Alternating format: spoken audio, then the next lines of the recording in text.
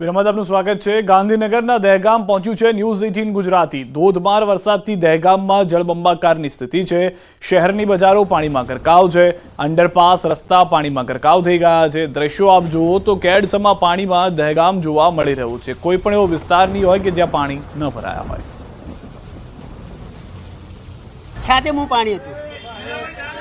અચ્છા, દર વખતે કેવું થાય છે અહીંયા? આવું તો 50 વર્ષથી થાય છે।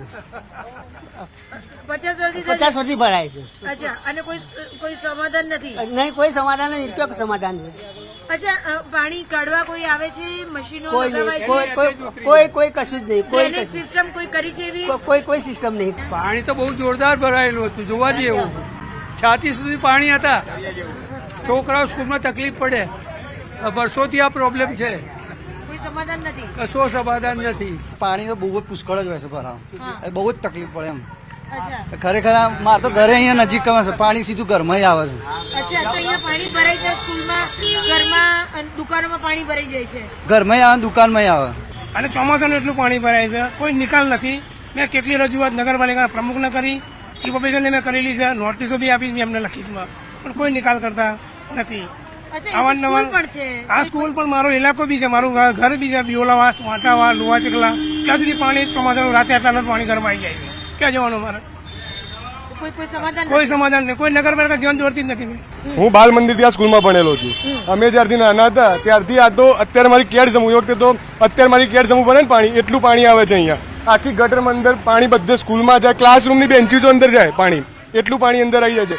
આ એક જ હોલમાંથી, આ મેન પૂર્ણિમાનો ઢાળ કહેવાય છે, અહીંયાથી બધું પાણી અહીંયા ભેગું થાય અને આખું બાઈકો, એક્ટિવા બધું આમ અંદર જે એક્ટિવા લઈને ગયું, સમજો એનું એક્ટિવા ગયું, ગાડી કે બધું એનું બધું ખાડે જતું રહ્યું આખું। લૂંટ ચાલી રહી છે એવું કહી શકાય। ટેક્સના નામે 18 રૂપિયા લઈ રહ્યું હોય, જ્યારે 100 રૂપિયાનો ટેક્સ હોય 500 રૂપિયા સુધી પહોંચાડતા હોય। આ ટેક્સ લેતા હોય છતાંય પ્રી મોન્સૂનની કામગીરી ક્યાં દેખાઈ રહી છે? જો આજે દહેગામ ડૂબી રહ્યું છે, તમે જાણો નાના નાના બાળકો ક્યાં જાય। પરિસ્થિતિ 1 કલાક પહેલા શું પરિસ્થિતિ હતી? આ વર્ષોથી અવારનવાર આ પ્રશ્ન સર્જાયો, છતાંય તંત્રની આંખો ક્યારે ખુલશે એ મોટો પ્રશ્ન છે। કોઈ બીમાર હોય, ઇમરજન્સી હોય તો ક્યાં લઈને જવું? તો એનો રસ્તો કરો અમારો કોઈ રીતે, શું કરીએ અમે? દહેગામમાં 1 કલાકમાં 3 ઇંચ વરસાદ ખાબક્યો છે અને કેડ સમાણા પાણી ભરાયા છે। ત્યારે કોંગ્રેસના જ એક પ્રતિનિધિ હાલ અહીંયાથી પસાર થઈ રહ્યા છે, સીધી વાત કરીશું તેની સાથે। જી, પાણીમાં ગાડી કેવું લાગે? બેન, આપે કીધું કોંગ્રેસ, પણ આખું દહેગામ ખરું ને, એ દહેગામ મારું લાડલું છે, અહીં મારો જન્મ થયેલો છે। આ ગામની અંદર આ પાણીનો પ્રશ્ન ઘણા સમયથી ખૂબ જ વિચિત્ર રીતે આ કામ ખરું ને એને કરવા માટે અહીંના ચૂંટાયેલા પ્રતિનિધિઓ તો જવાબદાર છે જ, સાથે સાથે સરકારશ્રીનો જે મોંઘો પગાર લેવાવાળા જે જવાબદાર અધિકારીઓ છે એ લોકો ખૂબ જ આગળ પડતા છે। જવાબદાર અધિકારી શ્રીમાં દહેગામના મામલતદારશ્રી, ચીફ ઓફિસરશ્રી, તાલુકા વિકાસ અધિકારી, આ લોકો સરકારનો એટલે કે પ્રજાનો પૂરેપૂરો વળતર સાથેનો પગાર લે છે, ફૂલ ફેસિલિટી લે છે, ટીએડીએ લે છે। અને એમ છતાં પણ વર્તમાન પરિસ્થિતિની અંદર કેવી પરિસ્થિતિ હાલ આ દહેગામની છે આપ જોઈ શકો છો, નિહાળી શકો છો। ખાલી 1 કલાકમાં 3 ઇંચ વરસાદ પડ્યો। આપ તો ખાલી આ એક જ ખાડો દેખ્યો, પણ દહેગામની અંદર જે નવા હાલના સંજોગોની અંદર જે ઓડાના રોડો બનેલા છે, ટીપીના રોડો બનેલા છે, એ રોડનો પણ તમે સર્વે કરો। કેટલો મોટો ભ્રષ્ટાચાર, કેટલા મોટા રોડના કામોની અંદર કેટલા બધા અવિવેકી કામ થાય છે। ખરેખર પ્રજાએ હવે જાગૃત થવાની જરૂર છે, કારણ કે એકલા ચૂંટાયેલા પ્રતિનિધિઓની આ જવાબદારી નથી। જે સરકારનો પગાર લે છે, જે સરકારના ટીએડીએ લે છે, જે સરકારશ્રીની અમારા પૈસામાંથી કરવેરા ભરીએ, અમે ટેક્સ ભરીએ, જીએસટી ભરીએ, એમાંથી જે પગાર લે છે એ પગારના પૈસાનો પૂરેપૂરો સદુપયોગ કરાવવા હવે પ્રજાએ જાગૃત થવાની જરૂર છે। એસી ચેમ્બરોની અંદર બેસી રહેવું, પ્રજાના પ્રશ્નો દેખવા નહીં, આ બધા કામોની અંદર ખરેખર સમગ્ર ગાંધીનગર જિલ્લો આપ દેખો, ગાંધીનગર જિલ્લો દહેગામથી ખાલી 23 કિલોમીટર દૂર છે। ત્યાં સરકારની અંદર સચિવ કક્ષાના અધિકારીઓને પણ આ દહેગામની કોઈ પેલી એ નથી, અને ખરેખર હવે રાષ્ટ્રને જાગૃતિની જરૂર છે। વર્તમાન પરિસ્થિતિની અંદર કોઈ પાર્ટી કે એ બધી વાતોમાં હવે પડવાની જરૂર નથી, પ્રજાએ ખૂબ જ જાગૃત થવાની જરૂર છે। જય હિન્દ, જય ભારત, જય મારું દહેગામ। આ હતા કોંગ્રેસના મહામંત્રી, પ્રદેશ મહામંત્રી, પરંતુ તેમણે પક્ષાપક્ષીથી દૂર રહીને તેમણે જણાવ્યું કે આમાં પ્રજાએ જાગૃત થવાની જરૂર છે અને માત્ર નેતાઓ જ નહીં, સ્થાનિક જનતા પણ જવાબદાર છે અને સ્થાનિક અધિકારીઓ જે પ્રજાના પૈસે એસી ચેમ્બરની હવા માણે છે તેમની પણ એટલી જ જવાબદારી છે। એટલે પ્રજાએ પણ ક્યાંક ઉઠાવવો પડશે અવાજ. અમે પણ પ્રજાના પ્રતિનિધિ તરીકે ઉઠાવી રહ્યા છે અવાજ, પરંતુ તંત્ર આ અવાજ સાંભળશે. કેમેરા પર્સન હિતેશ પ્રજાપતિ સાથે ગીતા મહેતા, ન્યૂઝ 18 ગુજરાતી, દહેગામ. દહેગામમાં ભારે વરસાદમાં વિસ્તારો છલકાવાની સાથે સાથે અન્ય એક સમસ્યા છે ગંદકીની. ગંદકીની સાથે સાથે ગટરના જે ઢાંકણા કેટલીક જગ્યાએ તૂટી ગયા છે તે એટલા ડેન્જર બન્યા છે, તે છતાં પણ તેને રિપેર કરવાની કોઈ તસદી નથી લેતું, તે બીજી સમસ્યા છે. આપ જોઈ શકો છો આ સમગ્ર વિસ્તાર જે નાના નાના પથરાથી સ્થાનિકોએ કોર્ડન કરેલો છે, ત્યાં આ એક તૂટેલી ગટર છે. આ ગટર છેલ્લા 4 મહિનાથી સતત ઉભરાઈ રહી છે. એટલું જ નહીં, આ ગટરનું ઢાંકણું એટલું ડેન્જર છે કે હાલ વરસાદ જો પડ્યો છે અને કોઈ બાળકને દેખાય નહીં અથવા તો કોઈ મોટાને દેખાય નહીં તો આ 12 ફૂટ ઊંડી ગટર છે. એટલે કે જે અહીંયાથી પસાર થાય તે સીધું આ ગટરમાં જઈ શકે તેવું જોખમી છે.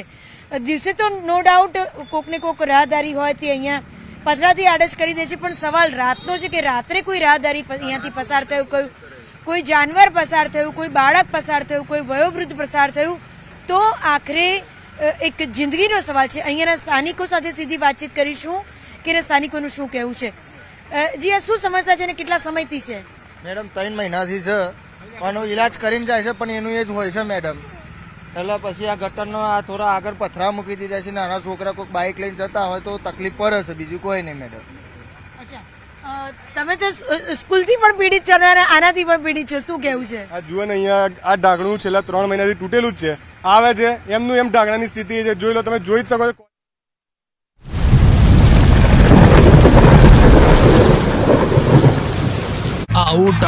પાણી ભરાતા મગફળી સહિતના પાકને નુકસાનીની ભીતિ. આજે અમદાવાદ ગાંધીનગરમાં ભારે વરસાદની હવામાન વિભાગે કરી આગાહી. સૌરાષ્ટ્રમાં 48 કલાક બાદ વરસાદનું જોર વધશે.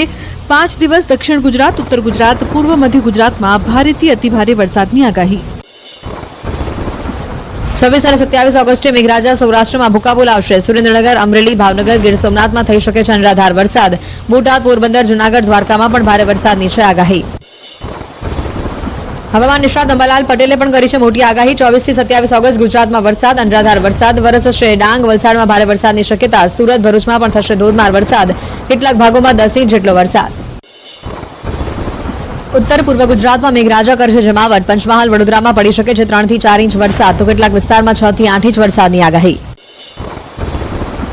ઓગસ્ટના અંતમાં રાજ્યમાં ભૂકા બોલાવશે વરસાદ. હવામાન નિષ્ણાંત પરેશ ગોસ્વામી કરી જોરદાર આગાહી.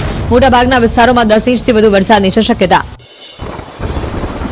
બંગાળની ખાડીનું લો પ્રેશર ગુજરાત તરફ વધી રહ્યું છે આગળ. 3 દિવસ સૌરાષ્ટ્ર અને દક્ષિણ ગુજરાતના દરિયા કિનારાના વિસ્તારોમાં સારો વરસાદ પડવાનું પરેશ ગોસ્વામીનું અનુમાન.